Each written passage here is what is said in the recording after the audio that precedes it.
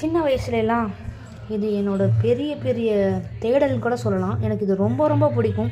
எங்கள் ஊரில் இது வந்து கொடுக்காப்புளின்னு சொல்லுவாங்க.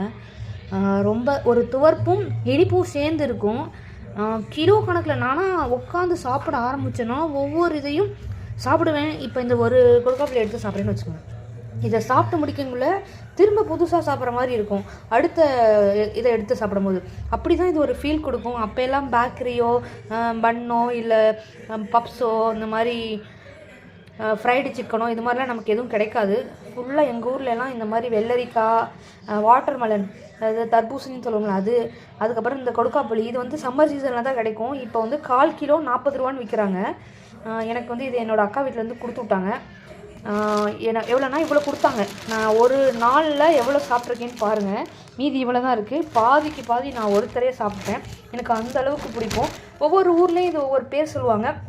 ஆக்சுவலி இப்போ இதை கொடுத்துருக்காங்கல்ல, இது நான் வந்து அவ்வளோக்கும் வந்து துவர்ப்பு இல்லை, இனிப்பும் இல்லை. சில இது அப்படியே தேனாட்டம் இனிக்கும், சில இது ரொம்ப துவக்கும். ஏன்னா அப்படியே ஒரு ஃபீல் வந்து நம்மளோட நாக்கில் கிடைக்கும், அந்த மாதிரி இருக்கும். இது ரெண்டுக்கும் மீடியமான ஒரு டேஸ்ட்டில் இருந்துச்சு. அவ்வளோக்கும் டேஸ்ட் இல்லை, பட் கிடைக்கிறதே அரிது அப்படின்னு சொல்லிட்டு நான் சாப்பிட ஆரம்பிச்சிட்டேன். வேஸ்ட் பண்ண மாட்டேன். பாலித்தீன் அப்புறம் யூஸ் பண்ணுறேன்னு இருக்காங்க, ஊர்லேருந்து கொடுத்து விட்டாங்க, ரீயூஸ் பண்ணிக்க வேண்டியதான். அவாய்ட் பண்ணுறது ரொம்ப நல்லதுன்னு தோணுது, பட் கொடுக்கும் போது வாங்கி தான் ஆகணும். ரொம்ப ரொம்ப எனக்கு பிடிக்கும். சைல்ட்ஹுட் மெமரிஸ்லாம் நிறைய பேருக்கு ஞாபகம் வரையும்.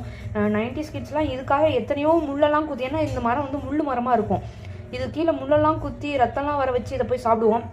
அந்தளவுக்கு ஒரு ஃபேவரட்டான ஒரு ஒரு ஸ்நாக்ஸ்னே எனக்கு சொல்ல முடியும்.